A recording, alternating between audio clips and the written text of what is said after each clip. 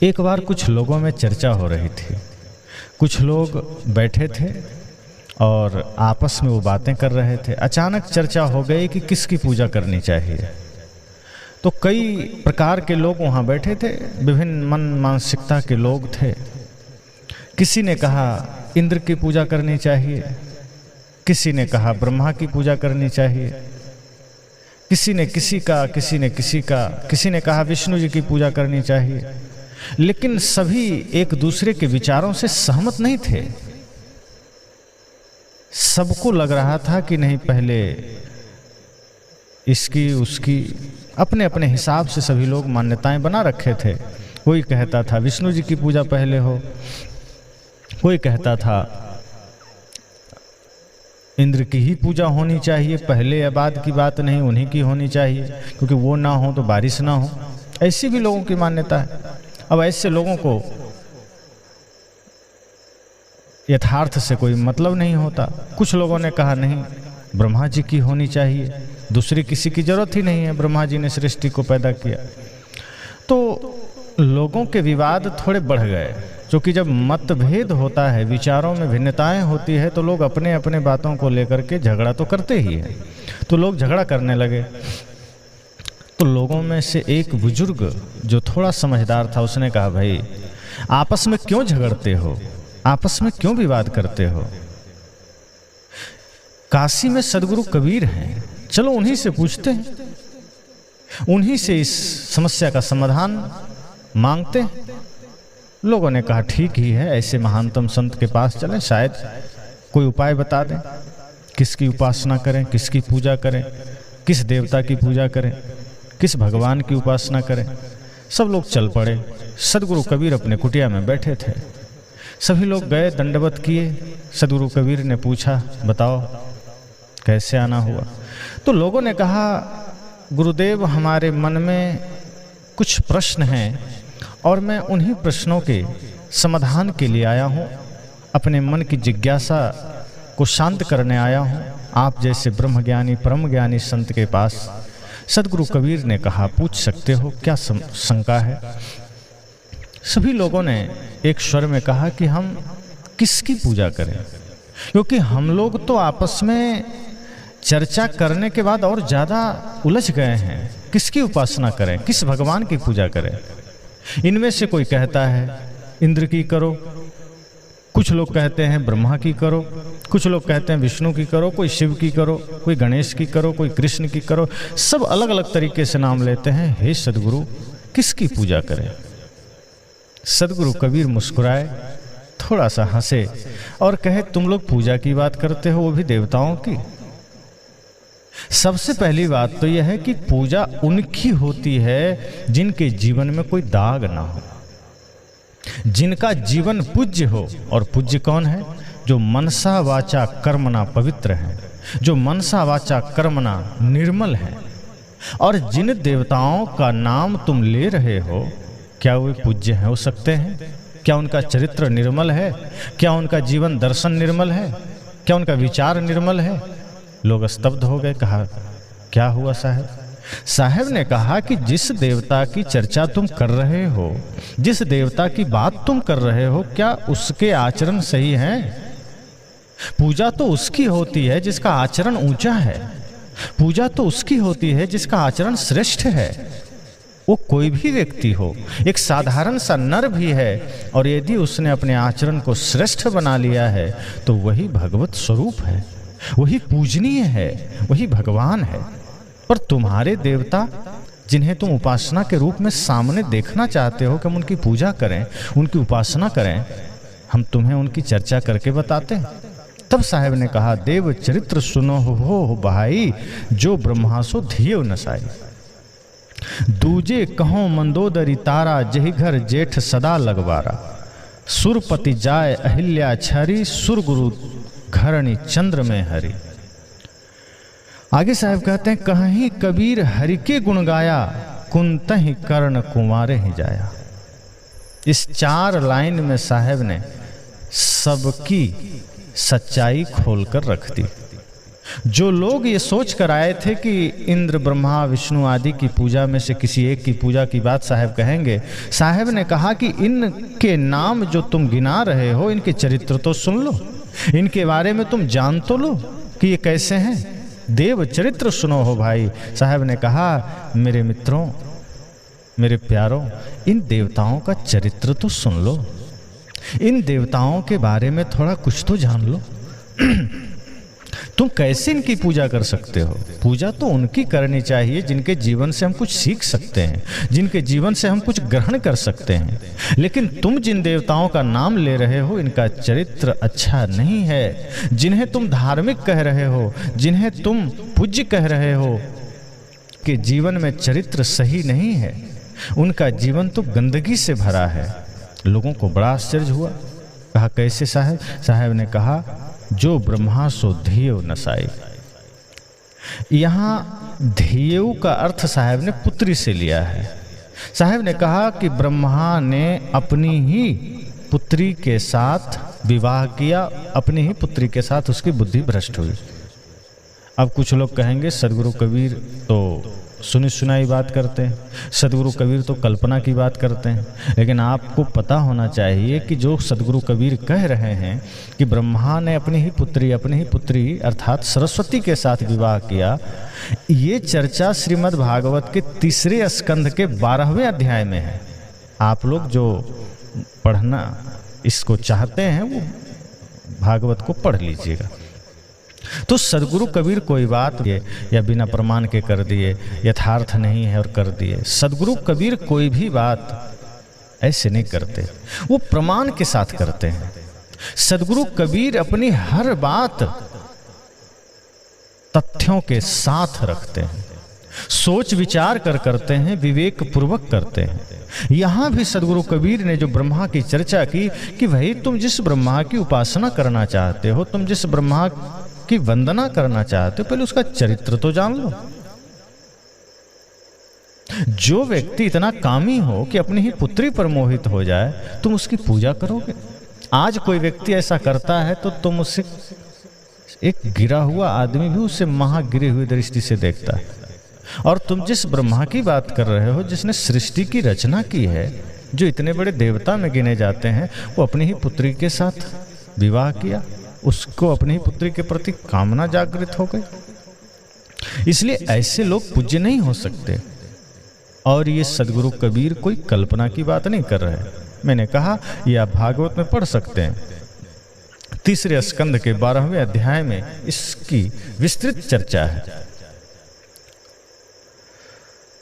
तो सदगुरु कबीर की सारी बातें, सदगुरु कबीर की सारी वाणियां यथार्थ वाणियां हैं। सदगुरु कबीर की जो भी वाणियां हैं वो कल्पना की वाणियां नहीं है। आज कल्पना करने वाले लोग बहुत बैठे पड़े हैं, जो एक से एक कपोल कल्पित बात आपको करेंगे, आपको सुनाएंगे, और वो उन्हीं शास्त्रों की बात आपको सुना सुना करके बोलेंगे। एक व्यक्ति ने कहा कि आप जो कुछ भी बोल रहे हैं इसको शास्त्र से प्रमाणित कीजिए। एक विचार मैंने रखा था कि भूत प्रेत नहीं होते हैं। तो इस संबंध में मैंने ये चर्चा रखी थी कि शरीर नश्वर है, शरीर जड़ है। अब शरीर तो जैसे ही प्राण निकला तो शरीर जला दिया गया या गाड़ दिया गया, तो शरीर तो जड़ है, ये मिट्टी में मिल गया। और आत्मा निकल करके दूसरे शरीर में प्रवेश कर गई, दूसरे गर्भ में चला गया नया जन्म लेने के लिए। अब वो क्या बचा जो भूत बनेगा? तो मैंने तो यथार्थ बात रखी, मैंने तो वो चर्चा किया जो बिल्कुल विज्ञान सम्मत है। तो एक महोदय ने लिखा कि आप शास्त्र से प्रमाणित करें। शास्त्र किसने लिखा? शास्त्र बड़ा वेद बड़ा कि जिन उपजाया। साहब ने तो कहा है कि वेद बड़ा है उसको लिखने वाला, शास्त्र बड़ा है उसका लिखने वाला। तो मनुष्य ने ही लिखा है, कोई भी शास्त्र आकाश से उतर के तो नहीं आ गया। और यदि कोई भी शास्त्र आकाश से उतर कर आया तो लिखा कौन? और यदि वो कोई लिखने वाला भगवान है तो उसमें फिर विसंगतियां कैसे आ गई, उसमें फिर भिन्नताएं कैसे आ गई? वो तो एकमात्र फिर वही शास्त्र होना चाहिए प्रमाणिक जो पूरे दुनिया में मानी जाए, लेकिन कोई नहीं मानता। वेद ही है तो सभी हिंदू नहीं मानते। क्योंकि बहुत से शास्त्रों में मानवता के विरोधी बहुत सी बातें आई है। तो जो भी शास्त्र की बात हम करते हैं, कि जो लोग कहते हैं शास्त्र से आप बोलिए, तो शास्त्र से ज़्यादा महत्वपूर्ण व्यक्ति का विवेक होता है, अनुभव होता है। प्रकृति के नियमों के अनुरूप जो विचार है, विश्व के शाश्वत नियमों के अनुरूप जो विचार है, वही सबसे सार्थक विचार है, वही सबसे प्रामाणिक विचार है। शास्त्र में कुछ भी लिख दिया तो क्या मान लेंगे? अब शास्त्र में तो ये भी लिख दिया कि राजा प्रियव्रत 11 अरब वर्ष राज्य किए, तो क्या मानने की बात है ये? जहाँ वेद में ये कहा जा रहा है जीवेम शरदम शतम, कि हम 100 वर्ष जीने की कामना करते हैं, 100 वर्ष जीने की बात आई जगह जगह, और अक्सर ये देखा भी जाता है कि औसत आयु लगभग 100 वर्ष की रही है, अब तो 60-70 की हो गई। तो जहाँ 100 वर्ष जीने की बात हमारे ऋषि कर रहे हैं, वहाँ कल्पना कर दी गई 11 वर्ष कोई आदमी राज्य करेगा, तो ये बात तो नहीं मान सकते। राजा सगर को 60,000 बच्चे पैदा हुए, तो ये भी बहुत फालतू की बात है, कैसे मान लेंगे? शास्त्र में लिखा है रथ के पहिए से 7 समुद्र बन गए, उसके निशान से। कितनी मूर्खतापूर्ण बात है। तो ऐसी बातें हैं शास्त्रों में। तो ऐसा भी लिखा है कि गुरुजी आकाश में उड़ते हैं, वहीं से सारा समाधान करते हैं। बहुत से लोग कहते हैं कि अमुक संत सिद्धि पाए हुए हैं, अमुक संत सिद्धि पाए हुए। सिद्धि मतलब क्या? तो कुछ लोग सिद्धि से ये अर्थ लगाते हैं कि कुछ संत ऐसे हैं जो आंख बंद करेंगे हाथ में रसगुल्ला ले आएंगे, आंख बंद करेंगे हाथ में नोट ले आएंगे, आग पर चल लेंगे, कुछ लोग हवा में चल लेंगे, कुछ लोग मुर्दा को जिंदा कर देंगे। ऐसे बहुत से लोग कहते हैं कि हमारे गुरुजी थे या एक संत थे, वो इतनी सिद्धि प्राप्त किए थे कि कोई मर जाता था उसको जिंदा कर देते थे। मैं कहता हूँ ऐसे संत अगर कहीं हैं तो उनको तो बॉर्डर पर बिठा देना चाहिए। हमारे जवान जो भी मरे उनको तुरंत जिंदा कर दें। ये विद्या तो शुक्राचार्य के पास था, ऐसा माना जाता है। उसके राक्षसी सेना मरते थे, वो मृत संजीवनी विद्या से उसको फिर से जिंदा कर देते थे। तो आज अगर कोई ऐसे सिद्ध पुरुष हैं तो कितनी खुशी की बात है। फिर तो हमारी सेनाओं को मरना ही नहीं चाहिए। जो आए दिन अभी आप सुनते रहते हैं कि कश्मीर घाटी में मुठभेड़ हुआ और कुछ सेना शहीद हो गए। कितनी दुख की बात है कि जो सेना हमारी सुरक्षा में खड़े हैं, आतंकवादियों के द्वारा समय समय पर वो देश के लिए शहीद हो रहे हैं। तो ऐसे सिद्धों को तो वहाँ बिठा देना चाहिए। तो जो लोग ये मानते हैं कि सिद्धियाँ हैं, और वो कौन सी सिद्धियाँ हैं, तो हाथ हिलाना, राख ले आना, उसी से फिर कबूतर बना देना, फिर मिठाई ले आना, पैसा बना देना, आग पर चल लेना, पानी पर चल लेना, तो ये बात समझ लीजिए, इसे सिद्धियाँ नहीं कहते हैं, इसे जादूगरी कहते हैं।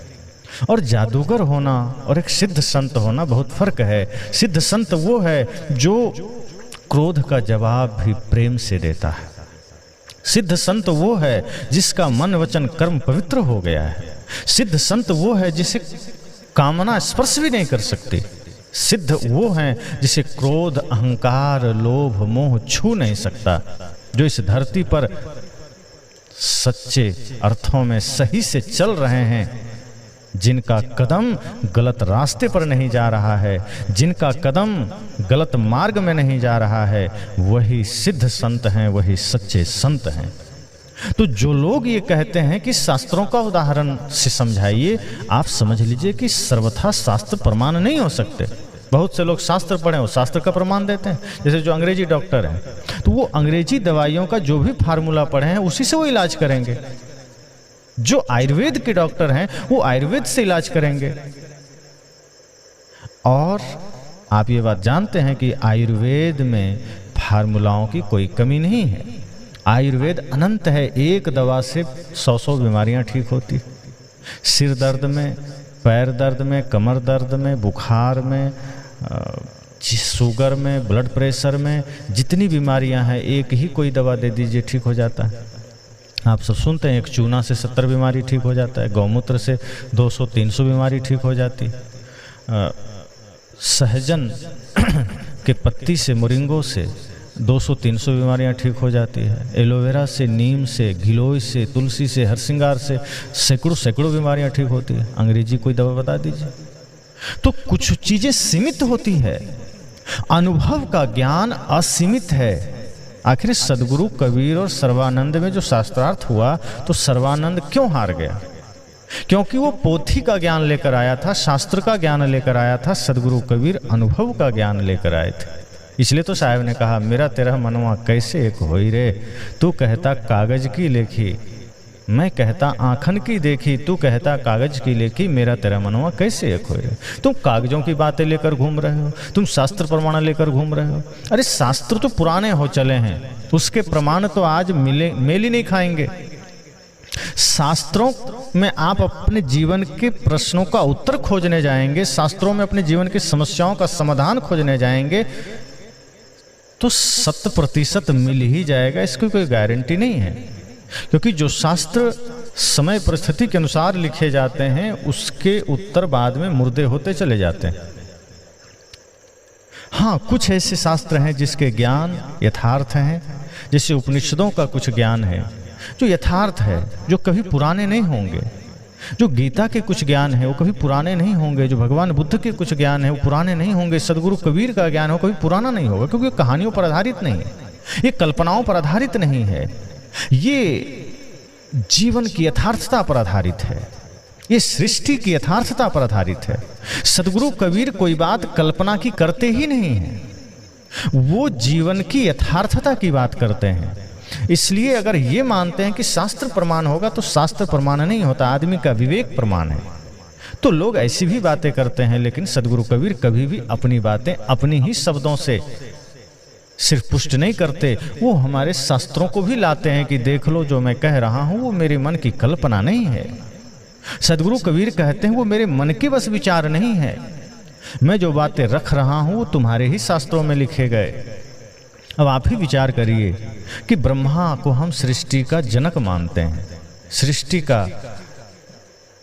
सृष्टि पैदा करने वाला सबसे बड़ा देव मानते हैं, और उसे अपनी ही पुत्री पर मोहित होना, क्या ये कहीं से भी जायज है? सुन करके शर्म आ जाए, फिर वो पूजा कैसे करवाने लायक हो जाएंगे? ब्रह्मा की पूजा कैसे हो सकती है? और यही बात सदगुरु कबीर अगर कहते हैं तो लोगों को लगता है कि कबीर तो उल्टी बात करते हैं, कबीर तो गाली देते हैं, हिंदू धर्म पर चोट करते हैं। सदगुरु कबीर ना हिंदू विरोधी हैं, सदगुरु कबीर ना मुस्लिम विरोधी हैं, सदगुरु कबीर पाखंड विरोधी हैं, वो मानवता के हितैषी हैं। इसलिए वो कहते हैं जो ब्रह्मा सो धियो नसाई, जिस ब्रह्मा की आप बात कर रहे हैं ये तो अपनी ही पुत्री के साथ मोहित हो गया, उसी के साथ विवाह कर लिया, ये पूजा के लायक नहीं है। फिर आगे साहब ने कहा, दूजे कहो मंदोदरी तारा, मंदोदरी और तारा का ही नाम ले लो। साहब ने उदाहरण दिया लोगों को जो उनसे पूछने गए थे, जो उनसे सवाल करने गए थे कि भाई तुम शास्त्रों में ही अगर तुम कुछ जानना चाहते हो तो तुम्हारे ही शास्त्र से मैं बोल रहा हूँ, तुम्हारे ही शास्त्र से मैं चर्चा कर रहा हूँ। दूजे कहो मंदोदरी तारा, कि जो लोग मंदोदरी और तारा को की चर्चा करते हैं, उसके बारे में बातें करते हैं, तो तुम्हारे ही मंदोदरी और तारा के बारे में जान लो। इसे तो बहुत से लोगों ने शास्त्रों में पंचकन्याओं में गिना है, अहिल्या द्रौपदी तारा कुंती मंदोदरी तथा पंचकन्या स्मरे नित्यम महापातक नासिनी, इन्हें पंचकन्याओं में गिना गया है। अब साहब कहते हैं कि ये तो शायद किसी ने मजाक में कर दिया होगा, पंचकन्या कैसे हो जाएगी? कन्या, पहली बात तो ये लोग सब विवाहित थे, कुंवारी तो थी नहीं जो कन्या में आप इसे गिन लेंगे, वही पंचकन्या में। फिर साहब ने कहा कि मंदोदरी और तारा क्रमशः रावण और बाली की पत्नी थी, और बाद में जब रावण और बाली मारा गया तो फिर यही सुग्रीव और विभीषण की पत्नी बन गई। फिर ये पंचकन्या में कैसे गिनी जाएगी? जही अघबध्यो व्याधि जिमि बाली, सोई सुकंठ पुनि किन्ह कुचाली, सोई करतूति विभीषण केरी, सपनों सो न राम ही अहेरी। गोस्वामी जी कहते हैं कि मंदोदरी और तारा भी पंचकन्याओं में नहीं गिनी जा सकती, लेकिन हमारे यहाँ गिन लिया लोगों ने। आज अगर कोई ऐसा कर ले, बड़ा भाई गुजर जाए और उसकी पत्नी को जबरदस्ती अपनी पत्नी को ही बना ले, तो समाज में सब उसे गाली देंगे। लेकिन शास्त्र में आप देखिए कि क्या हुआ। जिस सुग्रीव को राम के सेना का नायक माना गया, जिसे धर्म का पक्षधर माना गया, जिस विभीषण को भक्त माना गया, उसकी करतूती क्या है? भाई की पत्नी को अपना बना लिया। उसी रामायण में जहां लक्ष्मण ने सीता को माँ का रूप दिया, माँ का दर्जा से देखा, माँ के रूप में पूजा किया, माँ माना, भाभी माँ समान होती है, उसी रामायण में सुग्रीव ने अपने ही बड़े भाई की पत्नी तारा के साथ क्या किया? विवाह कर लिया। वहां राम जी का संदेश कहां गया? उसी रामायण में विभीषण ने मंदोदरी के साथ क्या किया? इसलिए साहब कहते हैं कि मैं कोई भी बात बिना प्रमाण के नहीं करता। अगर आप शास्त्र की प्रमाण खोजते हो तो लो, तुम्हारे इस शास्त्र का प्रमाण है। मैंने तो नहीं लिखा, ये रामायण हमने थोड़े लिखा है, वाल्मीकि रामायण में इस बातें आई है। तो सदगुरु कबीर कहते हैं कि दूजे कहो मंदोदरी तारा, जही घर जेठ सदा लगवारा।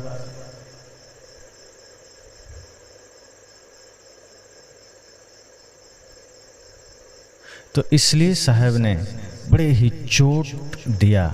जहां गलती है, जहां समस्या है, जहां बुराइयां है, साहब ने वहां बिना डरे, बिना चिंता किए कि लोगों को क्या लगेगा, उन्होंने यथार्थ बातें कही। इसलिए जो लोग सुनने आए थे कि किसकी पूजा करें, उनकी तो बोलती बंद हो गई कि अब क्या करें। हम तो सोचते थे ये पूजा करने योग्य हैं, ये लोग सभी धर्मात्मा हैं। साहब ने कहा नहीं, धर्मात्मा नहीं, धर्मात्मा कभी ऐसा काम नहीं कर सकता, ये तो दुष्टात्मा है। जिनके जीवन में ऐसे विचार हैं, जो कामना के वशीभूत हैं, जो अधर्म के पथ पर चल रहे हैं, उससे हम कैसे गिन सकते हैं कि वो धर्मात्मा है। इसलिए साहब ने आगे कहा, सुरपति जाए अहिल्या छरी, सुर गुरु घरणी चंद्र में हरि। उन्होंने कहा इसी तरह से आगे इंद्र और अहिल्या का प्रसंग आता है। जिस इंद्र को आप देवता मानते हैं, जिस इंद्र को आप पूज्य मानते हैं, देवताओं का इंद्र मानते हैं, स्वामी मानते हैं, देवेंद्र कहते हैं, साहब ने कहा उसकी भी करतूती सुन लो, उसके बारे में भी यथार्थ जान लो। अब तो लोगों के कान खड़े हो गए। कहा अब तक तो ब्रह्मा जी की बात थी, कुंती मंदोदरी, तारा और मंदोदरी की बात थी, अब ये इंद्र, हम लोग तो इंद्र को मानते हैं, बढ़िया देवता मानते हैं। साहब ने कहा कि उसने भी वृद्धासु की पुत्री जो अहिल्या थी, जो गौतम ऋषि के साथ विवाही गई थी, उसकी सौंदर्य को देखकर, उसकी सुंदरता को देखकर इंद्र मोहित हो गया। अब सोचिए, देवता है वो देवता है, देवता के पद पर बैठा है, उसमें भी देवताओं का पति माना गया, अर्थात देवताओं का सबसे मेन नायक माना गया। वो देवेंद्र, वो इंद्र मोहित हो जाता है। यानी उससे इतना ज्ञान नहीं है कि मैं देवता हूं तो मेरा धर्म क्या है, मेरा कर्तव्य क्या है। वो कैसे देवता हो गया? आज कोई व्यक्ति किसी की पत्नी को देखकर मोहित हो जाए तो देवता तो छोड़िए, हम उसे मनुष्य नहीं कहते हैं, हम कहते हैं ये आदमी पशु हो गया, ये आदमी चरित्रहीन हो गया। बताओ, किसी की स्त्री को देख करके मोहित हो रहा है? वो तो इंद्र है, देवता है, सभी देवताओं का स्वामी है वो, और वो गुरु के रूप में गौतम ऋषि हैं, महर्षि हैं, संत हैं। उसकी पत्नी को देख करके मोहित हो गया। और यहीं नहीं रुका, साहब ने कहा कि तुम्हारा जो ये इंद्र है वहीं नहीं रुका, उसकी हिम्मत तो देखो। इतना मोहित हो गया कि उसे रहा नहीं गया कि चलो मन में कामना जग गई, छोड़ो हटाओ बात आई, सद्विचार करके वहीं रुक जाए। नहीं, वो चल दिया, छद्मवेश धारण कर लिया गौतम ऋषि का, और गौतम ऋषि का छद्मवेश धारण करके अपने मन की मनसा को पूरा किया, अपने कामना को पूरा किया छल से। अहिल्या के साथ, एक पतिव्रता स्त्री के साथ उसने छल किया, उसका सतीत्व भंग किया। ये तुम्हारे इंद्र हैं, ये तुम्हारे देवताओं के राजा हैं, ये कर्म है इनके, इनकी पूजा कैसे करो? पूजा तो उनकी करो जो दूसरे की सम्मान की रक्षा करें, जो दूसरे की मर्यादा की रक्षा करें। जो स्वयं चरित्रवान हो, जो दूसरे के चरित्र को भी जागृत करे, उद्घाटित करे, वो पूजनीय है। और ये जिससे तुम देवताओं का राजा कहते हो, ये तो चरित्रहीन आदमी है, भ्रष्ट आदमी है, इसकी पूजा तुम कैसे कर सकते हो? और ये चर्चा बहुत से जगह आया है शास्त्रों में, जो कि महाभारत, वाल्मीकि आदि रामायण में भी ये कथाएं के रूप में है। जब अहिल्या का प्रसंग आता है राम जी का, तो वहाँ चर्चा आती है कि गौतम ऋषि की पत्नी के साथ इंद्र ने कैसे छल पूर्वक उसके साथ गलत किया, उसके सतीत्व को भंग किया। तो साहेब तो सत्य कहते हैं। अगर ये बातें हमारे शास्त्रों में हैं और वो अगर गलत है, समाज के लिए अच्छा नहीं, तो क्यों नहीं उसको हटा देनी चाहिए? जहां भी गलत बातें हैं, चाहे किसी भी शास्त्र में हो, उसको हटाना चाहिए। चाहे वो पुराण में हो, चाहे कुरान में हो। अगर कोई ये मान कर बैठा है कि ईश्वरीय किताब है, साहब कहते हैं ये उसकी मूर्खता से ज्यादा कुछ भी नहीं है। कोई किताब ईश्वरीय नहीं है, ना पुराण, ना कुरान, ना वेद, ना बाइबिल, कुछ नहीं। ये सब आदमी ने लिखा है। और स्वाभाविक है बाद में इसमें कुछ ऐसे भी लोग शामिल हो जाते हैं, पाखंडी लोग, अधर्मी लोग, जो अच्छी चीजों में भी गंदगी घुसेड़ देते हैं। तो ऐसा हो सकता है कि हमारे ऋषियों ने तो ठीक ही लिखा होगा, पर कुछ गंदे लोग इसमें कुछ गलत घुसा दिए। लेकिन जो घटनाएं हैं पुराणों में, अगर हम इससे देखें तो ये तो हमारे देवताओं से जुड़ा हुआ है।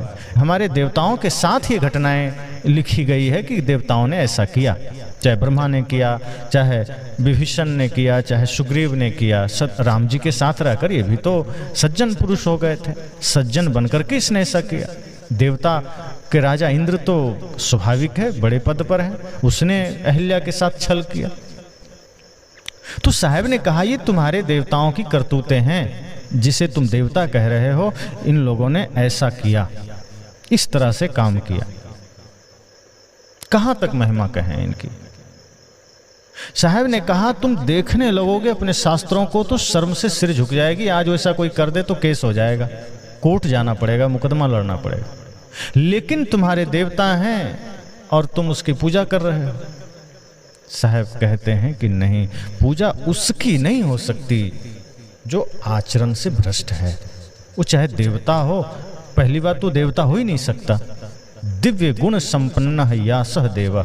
साहब इस तरफ इशारा करते हैं। ऋषियों ने कहा कि जिसका जीवन दिव्य गुणों से संपन्न है, जिसका जीवन सत्य से संपन्न है, प्रेम से, करुणा से संपन्न है, जिसका जीवन निर्मल है, वो पूजनीय है, वही देवता है। अब आप बताइए कि इंद्र का देव जीवन क्या दिव्य गुणों से संपन्न है? जो ऐसा कर्म कर रहा है, ऐसा सोचना महापाप है, वो तो ऐसा कर रहा है। ब्रह्मा जिसे हम सृष्टि का सबसे पितामह कहते हैं, पिता कहते हैं, सृष्टि को जन्म दिया है, वो ऐसा कर रहा है। तो देवता तो छोड़िए, वो सामान्य मनुष्य भी नहीं है। इसलिए साहब कहते हैं सुरपति जाए अहिल्या छरी, सुर गुरु घरणी चंद्र में हरि। अब साहब ने कहा कि इंद्र की बात तो जान लिया, थोड़ा सा चंद्रमा की भी जान लो। इंद्र की ही सभा में चंद्रमा भी एक देवता था। कहा जाता है एक बार चंद्रमा राजस्व यज्ञ किया और उसमें बहुत से लोग को निमंत्रण दिया। ये चंद्रमा को महर्षि अत्रि का पुत्र कहा गया है हमारे शास्त्रों में। तो महर्षि अत्रि के पुत्र हैं चंद्रमा, और उसने राजस्व यज्ञ ठाना। तो उसमें बहुत लोगों को निमंत्रण दिया, जिसमें देवगुरु बृहस्पति भी अपनी पत्नी तारा के साथ आए। वो खूबसूरत थी। अब ये हमारे ऋषि मुनियों की जो पत्नियां हैं, अगर खूबसूरत हैं तो देवता उस पर आंख गड़ाए रहते थे। देवता देखते रहते थे कि किनकी पत्नियां खूबसूरत है। इनका यही काम था, दूसरा कोई काम नहीं था। कोई जमीन पर तपस्या कर रहा है तो इंद्र वो देखता था, कोई बढ़िया स्त्री है तो उसे देखता था। ये देवता लोग दिन भर यही काम करते थे। जैसे कॉलेज के लड़के होते हैं ना, जो लुच्चे लफंगे, तो बैठते हैं, कोई लड़कियां गुजर रही है तो उसके बारे में उठपटांग सोचना, बोलना। ये जो एक नंबर के लिच्चड़ सब होते हैं। तो ये हमारे जो देवता हुए हैं, ये कॉलेज के लड़कों से कम नहीं थे। जो ऊपर बैठे मीटिंग करते होते थे और देखते थे कि कौन तपस्या कर रहा है, कौन धर्म का काम कर रहा है, कौन प्रार्थना कर रहा है, उसको जाके भंग कर देना है। किसकी पत्नियां खूबसूरत है, किसकी पत्नी सुंदर है, उसको देखना है, उस पर मोहित होकर के उसको अपने वश में करना है। ये काम था देवताओं का। कुछ भी अच्छा बता दीजिए जो इंद्र आदि देवताओं ने किया हो, कुछ भी धर्म का काम किया हो, कुछ भी मानव हित में किया हो, कुछ भी सृष्टि हित में किया हो, नहीं, ये लिच्चड़ वाला काम किया है। और साहब ने इसीलिए कड़क होकर कहा कि वही काम चंद्रमा ने भी किया। वैसे तो बहुतों की करतूतें हैं, लेकिन यहाँ मुख्य मुख्य कुछ बातें साहब ने रखी कि चंद्रमा ने भी वही किया कि जब देवगुरु बृहस्पति उस राजसू यज्ञ में आए अपनी पत्नी तारा के साथ, तो चंद्रमा उसे देखकर मोहित हो गया।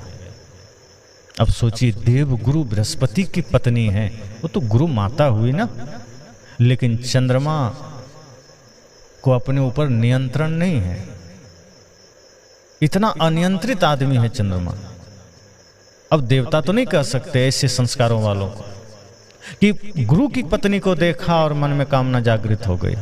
अब आप सोचिए, उससे आप देवता कहते हैं, चंद्रमा देवता है। साहब कहते हैं कि वो चंद्रमा मोहित हो गया और जब सभी आमंत्रित लोग जाने लगे, चले गए, तो क्या किया चंद्रमा ने? तारा को पकड़ लिया। अब देवगुरु बृहस्पति परेशान है कि हमारी पत्नी को पकड़ लिया, अब करें तो करें क्या। अब लाख मना करने पर भी चंद्रमा नहीं माना और जबरदस्ती तारा के साथ संबंध किया और संबंध के बाद उनको गर्भ ठहर गया, जिससे कि बुद्ध नाम का पुत्र पैदा हुआ। ये आपके चंद्रमा की करतूत है। बाद में बृहस्पति ने चाहा कि अब बुद्ध जब जन्म ले ही लिया है तो क्यों ना अब हम उसे ले चलें, लेकिन उसे फिर नहीं दिया चंद्रमा ने। ये चंद्रमा का काम है और यही काम अन्य देवताओं ने भी समय समय पर किया है। काफी लोगों ने चंद्रमा को फटकारा भी कि तुमने क्या किया, ये देवगुरु बृहस्पति हैं, उनकी पत्नी है तारा, उसके साथ तुमने गड़बड़ किया। लेकिन जो आदमी बेशरम होता है, निर्लज होता है, उसे कोई फर्क नहीं पड़ता। चंद्रमा ने कहा कि मुझे जो अच्छा लगा मैंने किया। और इस तरह से ये चंद्रमा की कहानी है कि उसने गुरु की पत्नी को ही अपने कामना के वशीभूत होकर पकड़ के रख लिया। और इसकी चर्चा अगर आप पढ़ना चाहते हैं कि कहाँ की बात है, कोई कल्पना तो नहीं, तो भागवत के 9वें स्कंद के 14वें अध्याय में इसका वर्णन है। आप लोग भागवत पढ़ते हैं तो भागवत के 9वें स्कंद के 14वें अध्याय में आप इसे पढ़ लीजिएगा। अब बात साहब आगे कहते हैं कि इस तो चंद्रमा की बात हो गई, इंद्र की बात हो गई, विभीषण की बात हो गई, सुग्रीव की बात हो गई, ब्रह्मा की बात हो गई।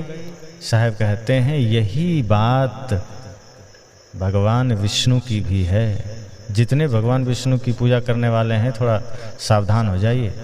बहुत लोग तो नाराज भी होंगे विचार सुनकर, लेकिन आपको पहले ही बता दूं कि ये सदगुरु कबीर ने मन से नहीं बोला। सदगुरु कबीर ने मन गढ़ंत बात नहीं की।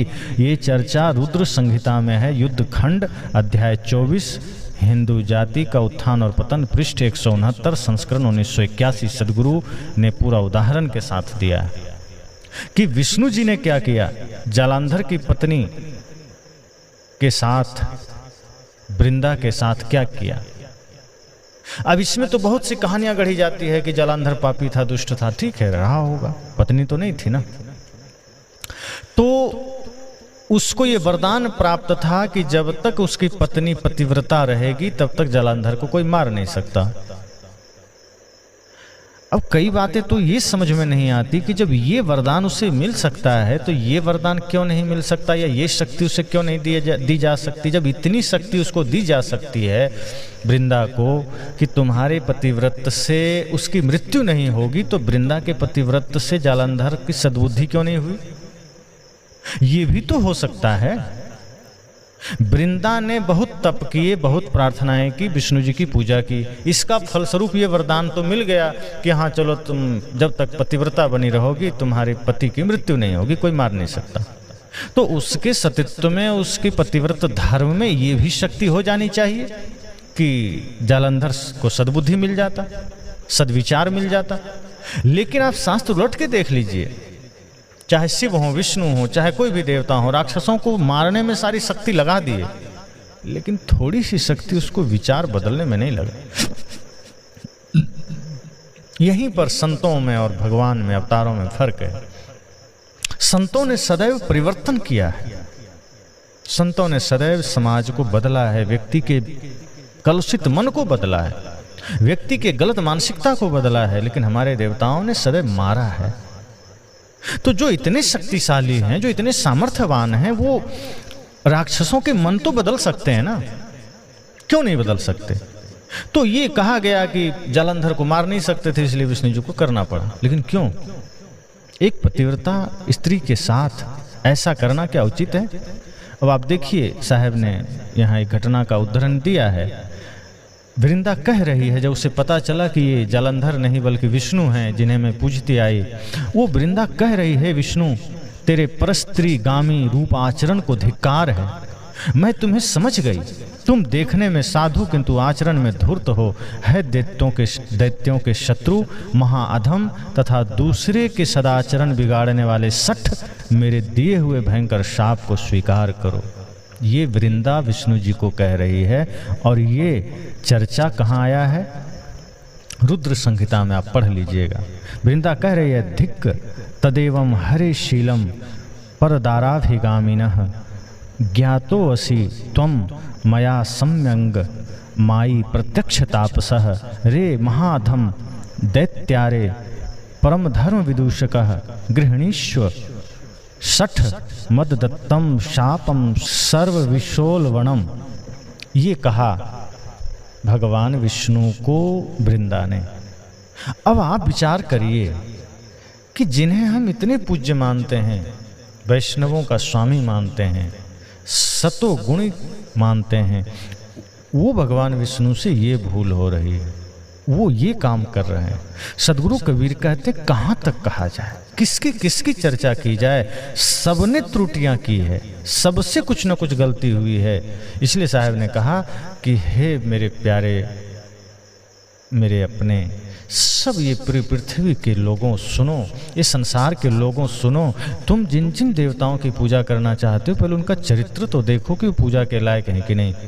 पूजा तो उनकी करो जो चरित्रवान हैं, पूजा तो उनकी करो जो दिव्य गुणों से संपन्न हैं, पूजा तो उनकी करो जो आचरण संपन्न हैं। उनकी पूजा से जीवन में कुछ सद्बुद्धि आएगी, कुछ सदाचरण आएगा, कुछ सद्ज्ञान आएगा। ऐसे लोगों की पूजा करने से कुछ नहीं मिलेगा जिसका आचरण खुद गिरा हुआ हो।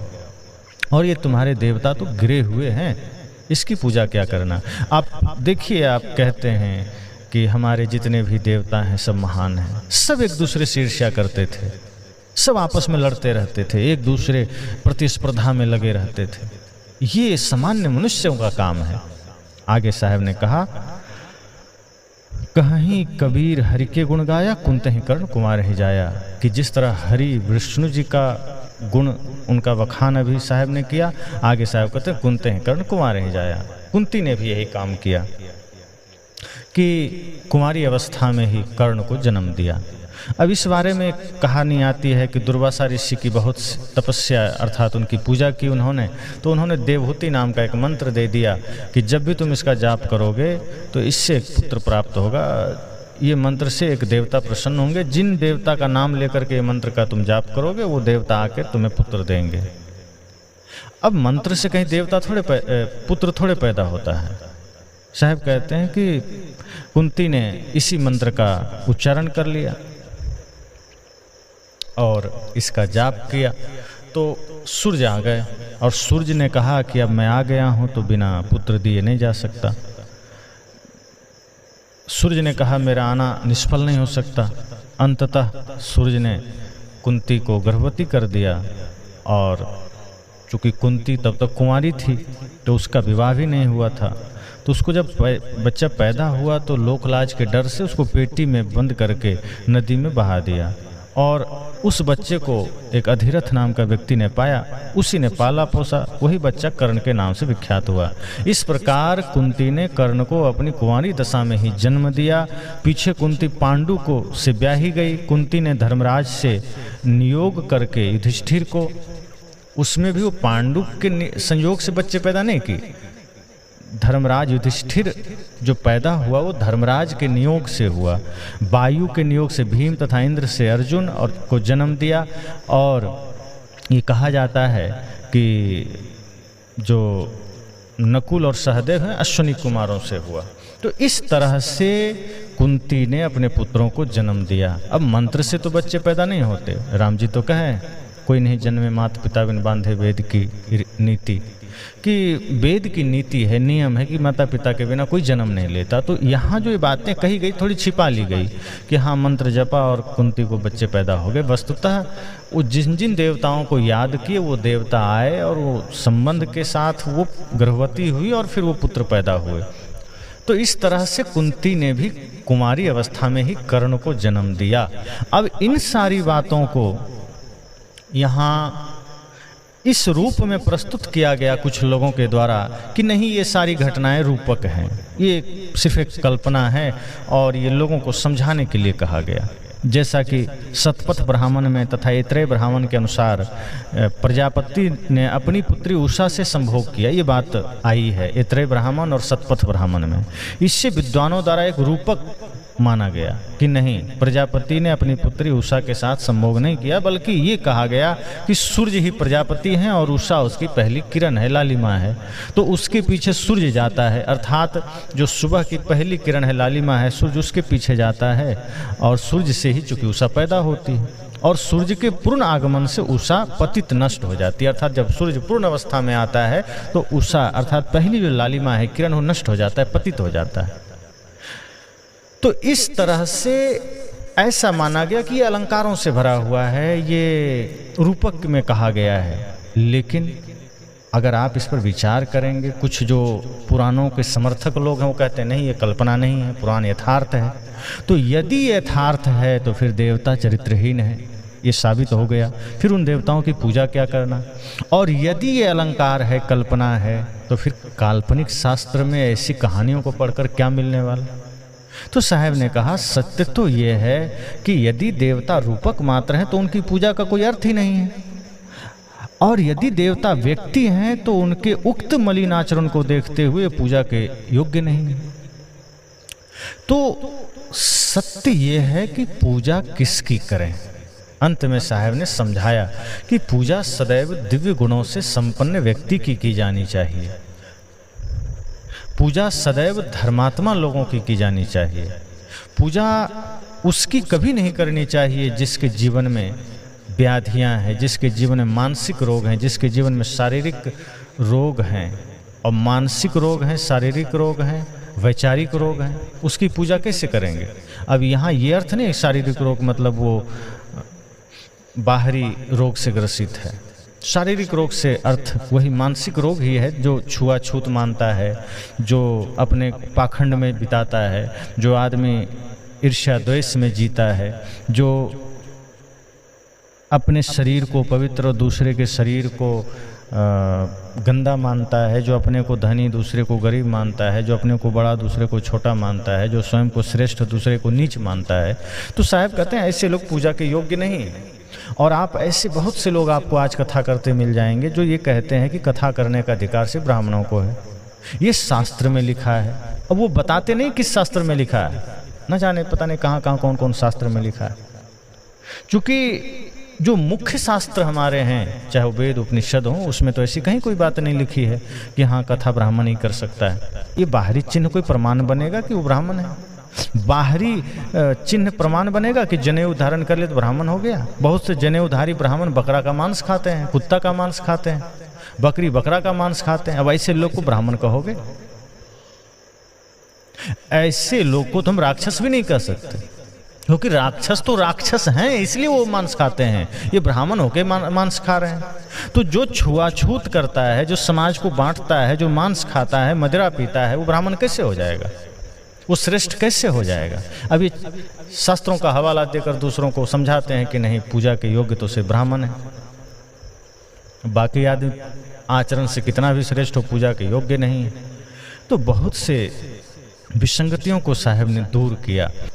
प्रमाण व्यक्ति का विवेक स्वयं है, विश्व के शाश्वत नियम है, प्रकृति के नियम है, और यही यथार्थता स्वयं प्रमाणिक देता है, प्रमाणिक करता है कि क्या सत्य है क्या असत्य है। इसलिए शास्त्रों में अगर हम कूदेंगे तो उलूल जुलूल बातों का अंबार लगा है। आप कोई भी शास्त्र में चले जाइए, अधिकांश शास्त्र जिन्हें हम पुराण कहते हैं, वो सब में उलूल जुलूल बातें भरी पड़ी है। अब आप देवी भागवत पुराण की चर्चा लीजिए तो देवी पुराण में लिखा है, देवी भागवत पुराण में, कि जो पहले राक्षस थे वो कलयुग में मरकर ब्राह्मण बन गए। यानी कि जो ब्राह्मण आज हैं वो सच में ब्राह्मण नहीं हैं, वो द्वापर त्रेता सतयुग के मरे हुए राक्षस हैं। अब लो, आपके ही शास्त्र में लिखा है तो मानिए इस बात को। तो शास्त्रों में ऐसी बहुत सी बातें लिखी गई, और सच तो ये है कि जिसका कर्म गंदा है वो सब राक्षस है, जिसका कर्म सही है वो सब देवता है। और वो कोई भी हो सकता है, एक साधारण इंसान भी अगर कर्म बढ़िया कर लिया वो देवता है। और जो अपने को श्रेष्ठ मान कर बैठा है, जो ये कह रहा है कि मैं ब्राह्मण कुल में जन्म लिया, मैं श्रेष्ठ हूँ, यदि उस मनसा वाचा कर्मणा पवित्र नहीं है, यदि उसका खान पान शुद्ध नहीं है, वो ब्राह्मण तो छोड़िए एक साधारण इंसान भी नहीं हो सकता। इसलिए लोग संतुष्ट हुए कि हे सद्गुरु, आज आपने मेरी आंखें खोल दी।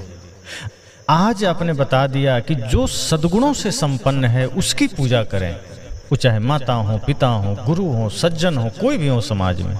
और जो ऐसे महापुरुष हैं जिनका जीवन दिव्य गुणों से संपन्न है, उनकी हमें पूजा करनी चाहिए। और पूजा से मतलब क्या कि सिर्फ अगरबत्ती घुमाना, ये थोड़े। पूजा अगर साहब कहते हैं पूजा करो, तो पूजा का मतलब होता है उनकी बातों को मानो, उनकी सेवा करो, माता पिता गुरु की सेवा करें, महापुरुषों के विचारों को अपने जीवन में उतारें, यही उनकी पूजा है।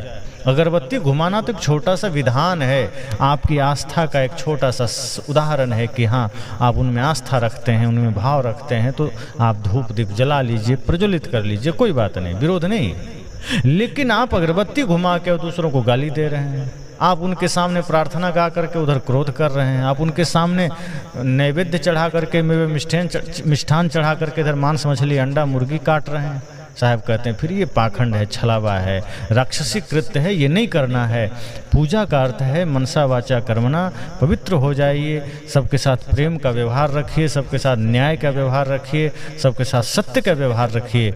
और जो ऐसा रखता है वो सबके साथ सम्मान का भाव भी रखता है। और जो माता पिता गुरु में श्रद्धा करे, सम्मान का भाव रखे, उनकी बातों को माने, वही असली पूजा है, यही असली धर्म है, यही असली उपासना है।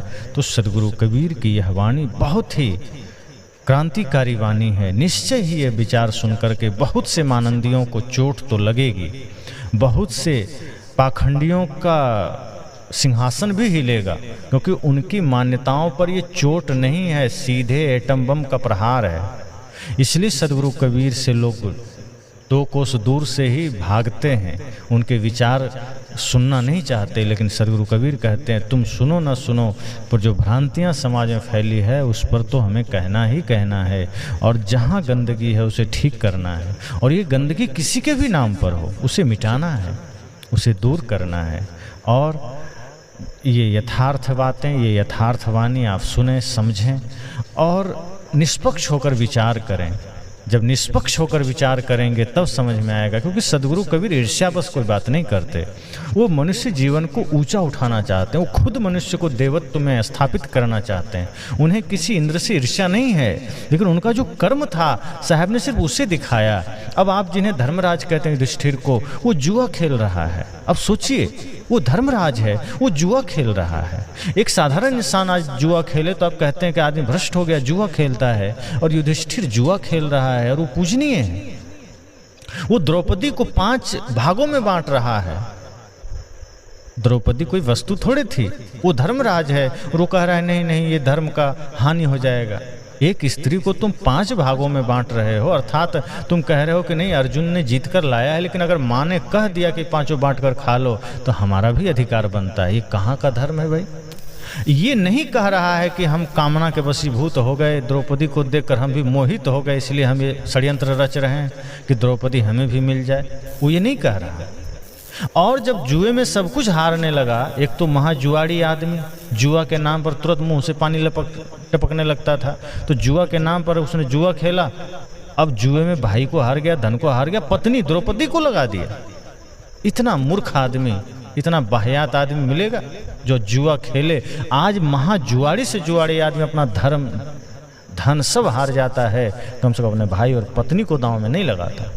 तो आप जिन्हें कह रहे हैं कि वो धर्मात्मा है, साहब कहते हैं धर्मात्मा नहीं है, सब दुष्टात्मा है। धर्मात्मा तो वो है जो इतना तो विचार करे कि जुआ महापाप है, इतना तो विचार करे कि परस्त्री पर दृष्टि डालना महापाप है। जो इतना विचार नहीं कर सकता वो धर्मात्मा नहीं हो सकता, वो देवता नहीं हो सकता। तो सदगुरु कबीर सत्य बात कहते हैं, और अगर सत्य किसी को पचता नहीं तो ये सदगुरु कबीर की समस्या नहीं, वो उस व्यक्ति की समस्या है। इसलिए निष्पक्ष होकर सुनिए तो जरूर सदगुरु कबीर की वाणी समझ में आएगी और सत्य समझ में आएगा। नफरत किसी से नहीं करना है, पर यथार्थ समझना है, सत्य समझना है और सत्य के पथ पर चलना है, बस।